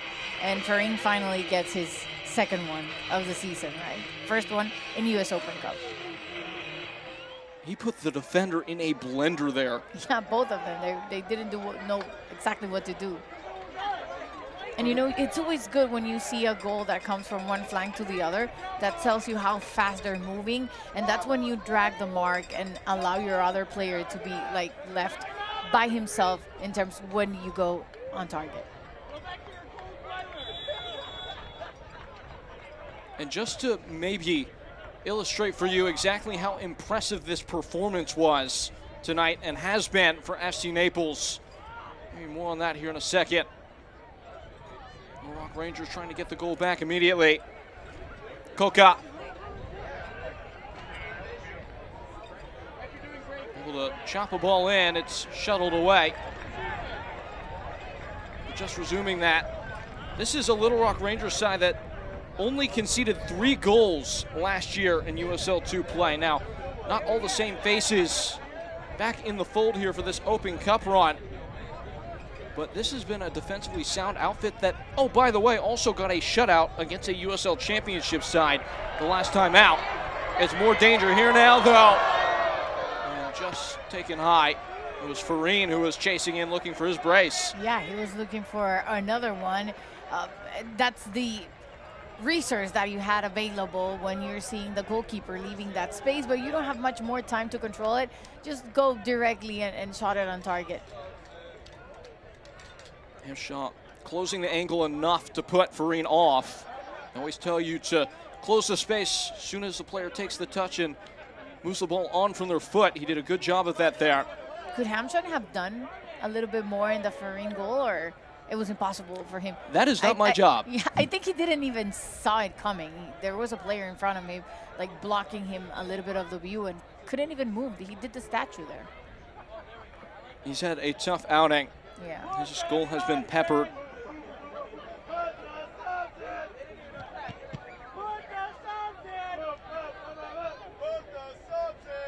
Yeah, you're never going to get a card-carrying member of the Goalkeepers Union saying anything to the negative of the goalkeeping performance. Now here's McConnell. Oh, that's a well-tuned pass, but the flag is up.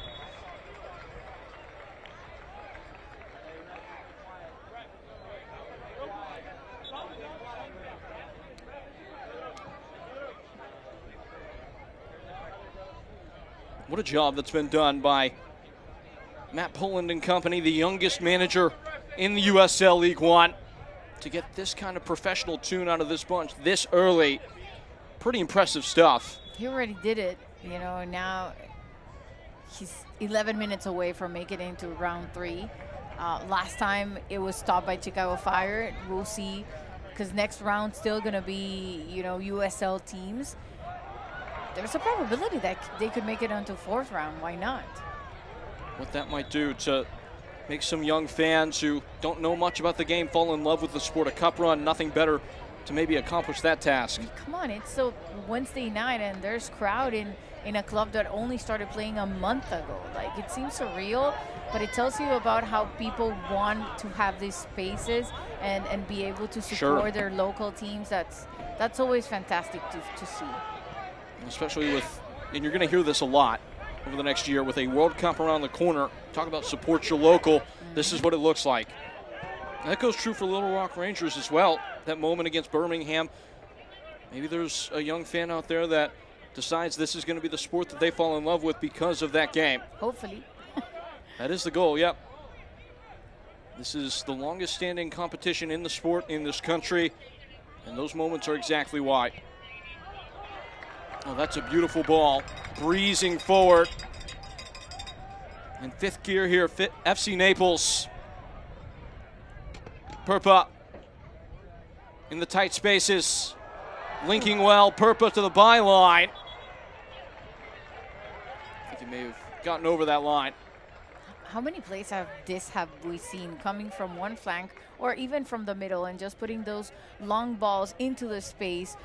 They have been practicing that a lot. And it's not only O'Connor who gave the assist for the first one.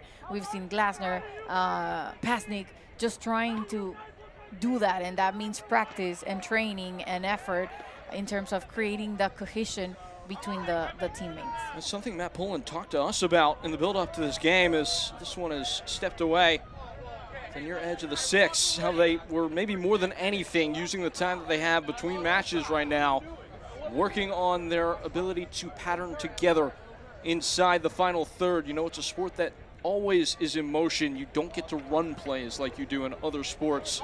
It's about having that connectivity, that mind meld, if you will, to be able to move off one another. They've shown that tonight. And you know, the pace. I think the rhythm when you're playing in South Florida, where you have, like, it's such a crazy weather that can play an impact on your availability throughout the whole match. It's also important having those moments where you control or not control the ball. Stone unable to get clear. It's a great point, though. Everything they do is at pace, and that has to be exhausting at a point for any visitor. Stone again, fighting off Glasser. A little bit toothless in the cross, and cleared away. Because, you know, the best defense is when you have the ball. You can say that again.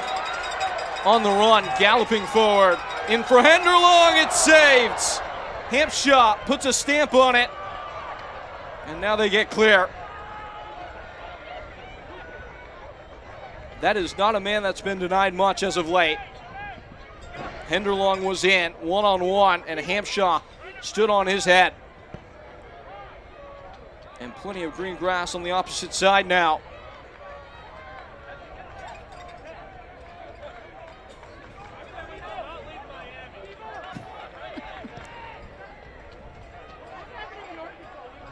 on the front foot. And into the ad boards. Hope everybody's okay there.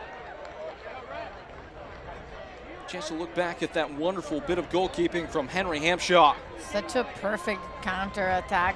How fast they created it. And then here, I think it was more of a, I'm sure this is going into goal, and then Hampshire in this one decided to just leave his space and see how he can reduce the space for the shot to end up going into the goal. He had a really good lecture of what to do.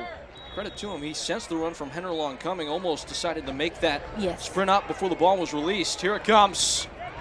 Knocked away at the near post.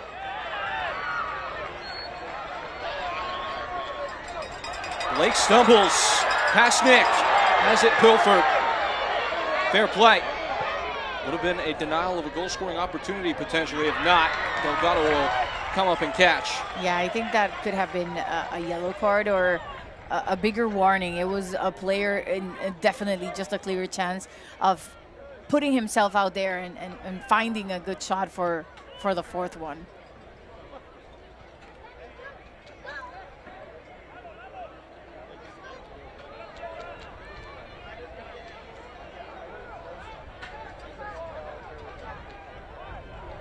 Turning in field. Fareen's having a great impact. Henderlong now, he's denied again. Henry Hampshaw not going quietly.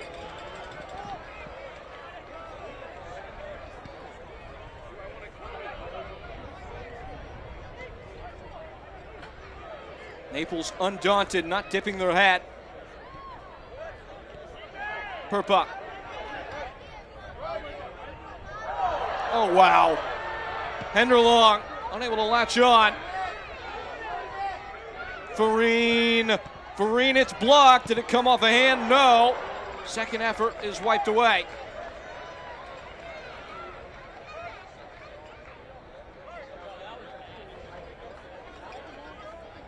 Pasnick is sucking wins. If he can't continue, it would be down to 10 men for FC Naples, having used all their changes. And you're 4 minutes into the end of regular time, but you're not going to risk a player, though. So that would be your decision there. You'd take a player off at this stage, put you in a tight spot. Maybe don't answer that one. No. I guess that's why I'm not a coach, but it's the kind of decisions they're asked to make all the time. yeah. And that, if you put the extra effort and injure yourself, it's even worse. it's not an easy job. Nobody said it was. That skips away. Coca trying to catch the keeper off his line. Nothing more than a moment of palpitation and a souvenir. Delgado may have been in trouble there if that was on target. You know what? I know FC Naples is, with those 3 goals on the scoreboard, but if it wasn't for Delgado, this would be a 3-3. He's made 3 amazing saves. He's been such a key component for FC Naples so far in this first month. I think he's been the biggest player definitely on the field. Just being able to secure that back line it's so important. Clean sheets aren't supposed to look this easy for a new club. No. They seem like they've been playing forever. Proof positive this move. Right on cue, the announcer's curse. Dubé. A heavy touch. Henderlong's in for it.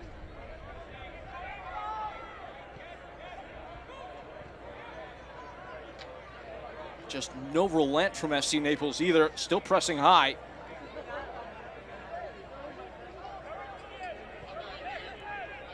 McConnell.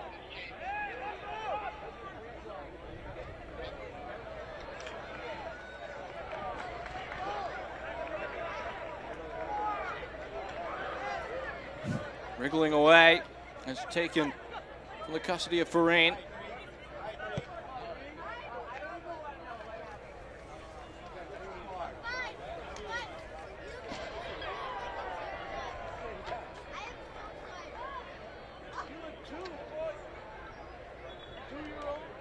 And it looks like a couple changes at the ready for Little Rock. And maybe some of the youngsters, Ian Jones, Evan Chrysler, and Joel Busby. A trio of teenagers set to be injected in and get some Open Cup action underneath their belt.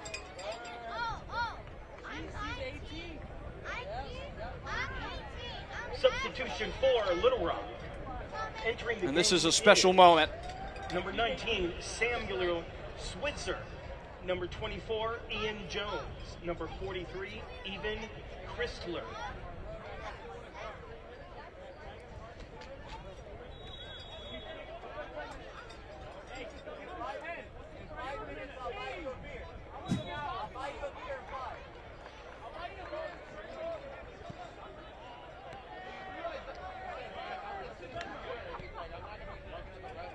Picked up at the back. Beltran. All the way to the far flank. And snatched back by Naples. Henderlong. Houdini. He receives it back. Touching around one. Just waiting on the board to go up now.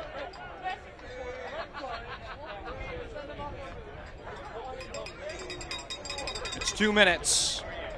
And a takedown, but it's a legal play. The clock has stopped at 90 minutes, and the official time is being kept on the field. The fourth official has indicated Pass that Nick. there will be a Spots the minimum wide of man, 2 the minutes spare of man added for time Rain, in the second half. who marauds into the box and angles one in.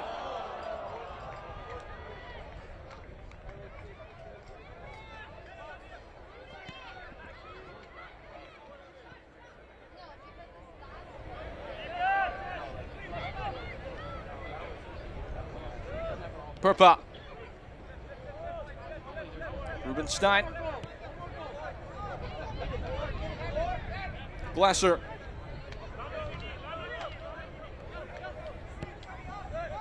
I beg your pardon. Actually, a late change to the roster. Want to make sure this is correct here. It's actually Switzer who is put on. Leaving Joe, or rather, the man who he came on for. It is Samuel Switzer, 2006 born player for this Little Rock side.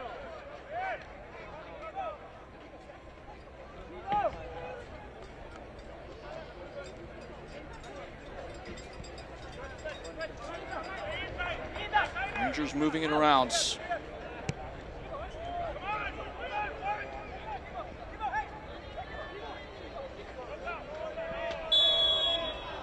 Tackle and a foul.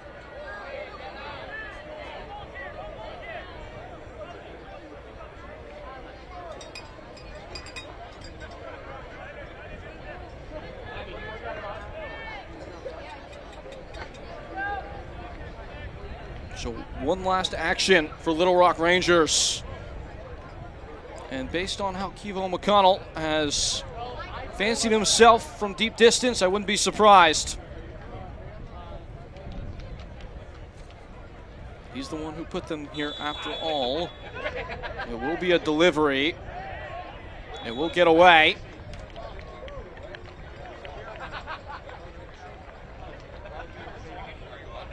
Waiting on the whistle, look at the watch.